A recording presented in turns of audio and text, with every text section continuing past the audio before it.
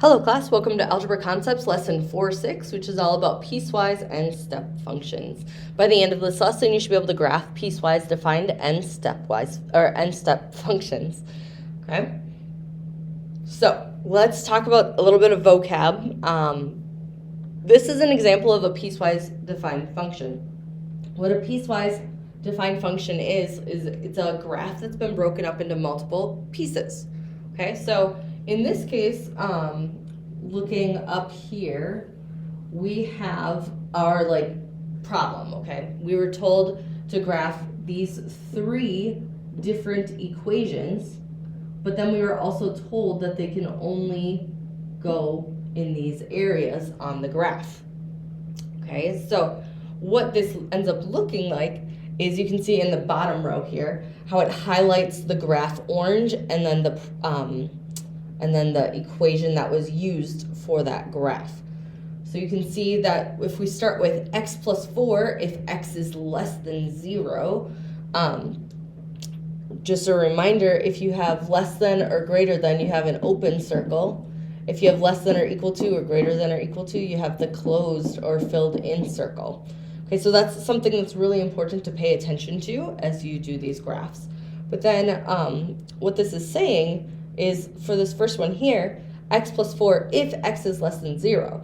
That means I can't plug in anything bigger than 0. I can't graph anything where x is bigger than 0. So you would plug in things like -1, -2, -3, -4, and so on. Okay, you couldn't plug in anything bigger than 0. However, you do still plug in the number that they gave you. So they gave you the number 0. And so even though x is less than 0, you still figure out where would the graph be if it were at 0. So you'd say 0 plus 4, and that's how they got this top point right here, and then they just leave it as an open circle. Okay? Then, moving on to the middle one here, we have, there's no x, it just says 3. If 0 is less than or equal to x is less than 2. So remember, when you just have a number and there's no x, it's a horizontal line at whatever that y value is. So you go up to 3 and then you draw a horizontal line. And in this case, we're talking about from 0 to 2. And 0 has that closed circle and 2 has the open circle.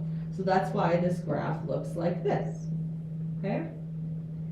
Then our last problem here is -1/2 x if x is greater than or equal to 2. So if you plug in a 2, -1/2 times 2 is a -1, and that's a closed circle, so that's why you have a closed circle there. And then they just used the slope from there. They said, hey, down 1 over 2, down 1 over 2. So there are a few different ways that you can graph these things. Let's talk about them. So I know that there's a lot of information on this page. So I'm going to see if I can add a screen shade. Okay. So let's start with just this information. Okay, we have graph f of x equals, and then our piecewise function is 2x plus 4 if x is less than or equal to 1, and then -x plus 3 if x is greater than 1. Then we want to state the domain and the range. Okay, so first, looking at this, we want to start by just graphing that first equation. So we would graph 2x plus 4 if x is less than or equal to 1. That means for x, I plug in numbers that are 1 or less. So that's why if you plug in 1, 0, -1, -2, 3, -3, you get these values out. And then remember, these become ordered pairs, right? That's how you know where to put them on the graph. So 1, 6, 0, 4, -1, 2, -2, 0, and -3, -2. And then you connect them. And we know that they are going in this direction. That's where the arrow goes, because we know that 1 is kind of like the end point. Okay? Then we're all done with our first graph. So now we get to move on to our second graph. So if I go like this, now we have graph f of x equals negative x plus 3 if x is greater than 1. So again, you start with that 1, and it's just going to be an open circle because it's just greater than, it's not greater than or equal to. So if we plug in a 1, negative 1 plus 3 is 2. So that's why there's an open circle at 1, 2. And then negative 2 plus 3 is just 1. So that's why we have a point at 2, 1. And then you can see it just continues. Okay, so you plug in some points, and then you see like where the graph would go, so to say. Okay, so that's how you do the graphing portion. Now,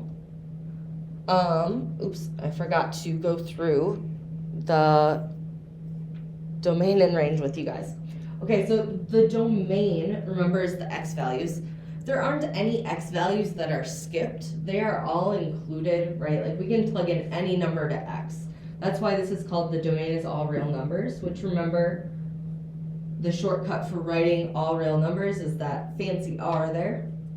And then the range in this problem is y is less than or equal to 6. You can see 6 is our highest point. The graph doesn't go above that. So that's why we know that 6 is the number we use. And since it's everything below that number, we say y is less than or equal to 6. Okay?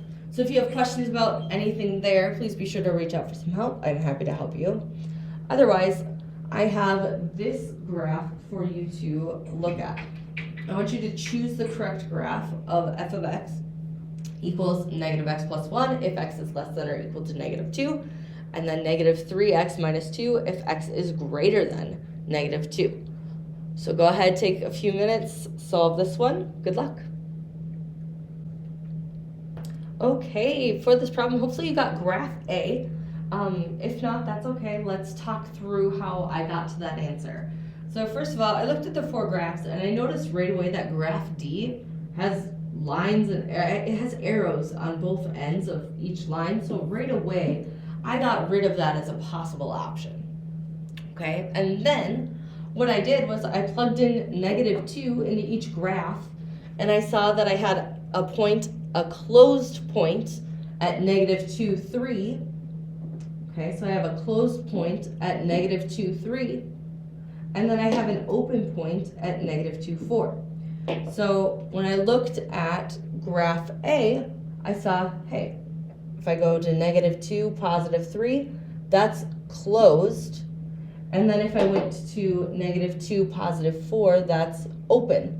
And that matches what I was looking for so far. But I needed to check other graphs to see if they had that. So then if I went to negative 2, 3, 1, 2, 3, I had a closed circle. And then if I went to negative 2, 4, I had an open circle. Okay, so right now graph B is in the running too.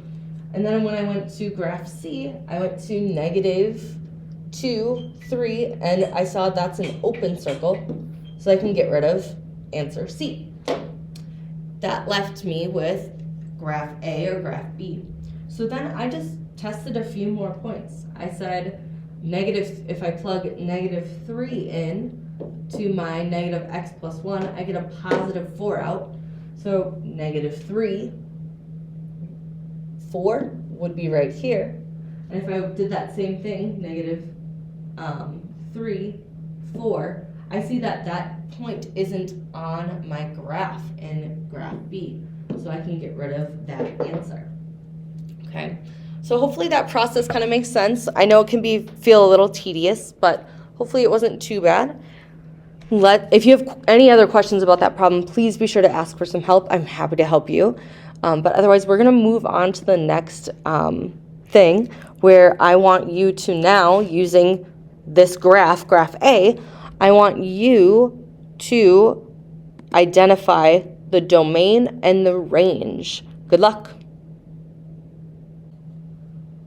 Okay, for this problem, hopefully you determined that the domain is all real numbers. You can plug anything in for x. But then the range is actually also all real numbers this time. And the reason for that is because I have one graph that goes up and one graph that goes down. So that means that it's going to hit all of those y values, meaning that the range is all real numbers. Okay, so if you have any questions about that, please be sure to ask for some help. I'm happy to help you. Now let's move on to something called a step function. So a step function is kind of where things get rounded up. So an example is like when you talk about like those youth sports, right? You have age groups for teams.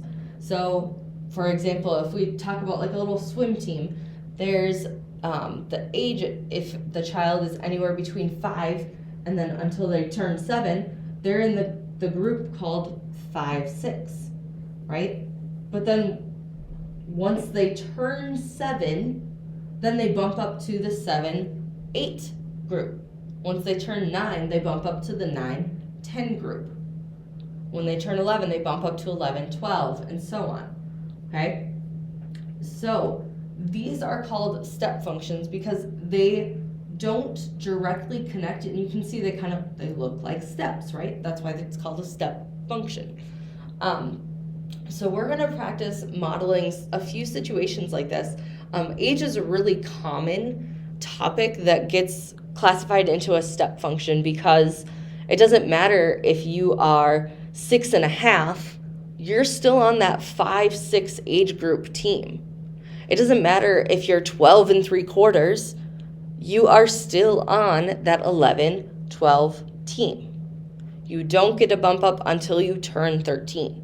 So that is how a step function works. So then another type of function is called the greatest integer function. You can see it looks just like a step function, right? So the parent function looks like this. It's where you have 2 square brackets on either side of the x. Okay, that's the parent function, just f of x equals the greatest integer function of x. And it's going to look like this, a bunch of steps. The domain is still going to be all real numbers. And the reason we can still say it's all real numbers is because we have a closed, we have an open, but then above that open, at that same x value, there's another closed. So even though they're not connected, it's still including all of our x values, okay? So that's why this is all real numbers for the domain. And then the integers, the range is not all real numbers, it's actually all integers. And the reason it's integers rather than numbers is, well, 1, we're talking about a greatest integer function.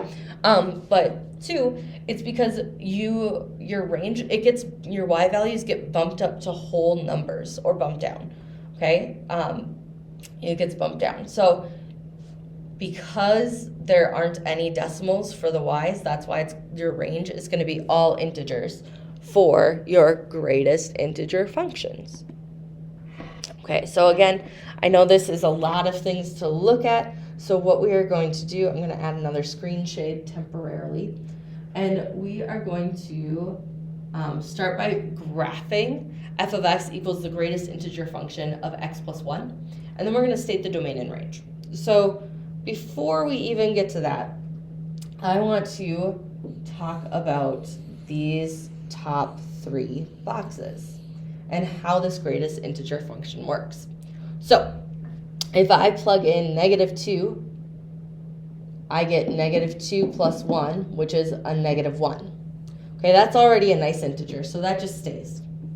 Okay, but if I plug in a decimal for x, because remember your x can be a decimal, it's your y value that cannot. So if I plug in a decimal, -1.75 plus 1 is -0.75. And then the greatest integer there, that would round up to, or round down to, sorry, -1, right? Then if we look here, -1.25 plus 1 is -0.25. Again, you round down to the nearest integer, so that would be -1. let's try the next grouping. So then here, again, we plug in a nice whole number. We have -1. -1 plus 1 is 0. So our integer is 0. -0.5 plus 1 is 0.5. So you would go down to 0. That's the closest, or that's the lower integer. That's the integer below it. And then -0.25. That would give us 0.75. And the integer below that is 0. Okay. I know that this can feel really confusing, so that's why I'm walking you through so much of this table. So now if I plug in 0, I get 0 plus 1 is just 1. So that's already an integer, right? It doesn't have a decimal. And then I'm going to plug in 0.25. So if I say 1 plus 0.25, I get 1.25. And I go down to the nearest integer, which is 1. Or down to the integer 1. And then if I plug in 0.5, I have 1.5, which goes down to the integer 1. And then our last section of the table. If I plug in 1, I get 2, which is already an integer, so it stays at 2. If I plug in 1.25, I get 2.25, which if I go down to the next integer, it's 2. If I plug in 1.75, I get 2.75 out. And going down to the integer, I get 2. So then what does this look like as a graph? It looks like this, where if I plug in -2, I get -1 out. So -2, -1. And then those decimals in between, that -1.75, -1.25, those are right here. But then once I got to that -1, it jumped up to 0. So I have to say it ends right there on that step, and it jumps up to the next step. And then this is -0.5, -0.25. They stayed at 0, but then once I hit 0, it jumped up to 1. So then you can see that it just keeps that pattern going, okay? I know that's something that can be a little tricky to get used to, but with some practice, I promise you'll get there. And then if we want to state the domain and the range, the domain, you could plug in any number, right? Since you can plug in any number, it's all reals. The range, we didn't have any decimals, so that one is all integers. Okay? So, that is how you end up graphing step functions, or greatest integer functions. Now, what I want you to do is look at this example, or this problem, and see if you can figure out what would this look like. We have a tutor charges $25 per hour, or any fraction thereof. So if it's 2.5 hours, you're going to get charged for 3 because you went over the 2 hours, right? So you want to know which fraction or which graph represents that situation. So go ahead and take a look at these graphs and see which one would make the most sense. Good luck. All right, so for this problem, hopefully you said graph A was the correct answer. And the way that I got there was I started by looking at all 4 graphs and I said, okay, I know this isn't going to be a linear function, so I'm going to just cross off that line. And I also know it's not going to just be a bunch of dots, so I'm going to cross off that line, or that graph. Then I was left with graph A and graph B. So I had to figure out which graph would be correct. So I know that if I tutored for any time, like 1 minute leading up to 1 hour, I would be charged $25. I know that if I tutored up to 2 hours, I would be charged $50. If I tutored up to 3 hours, I would be charged $75. So then I looked and I said, okay, if I look at graph A, if I got tutored for 1 hour, that should be $25, and that's filled in, right? So I know that this graph A, would work, because over here on graph B, do you see how it's an open circle at 1? That means it's not included right there. Okay, so if you have any questions about this problem or anything else in the video, please be sure to reach out for some help. I'm happy to help you. Have a great day.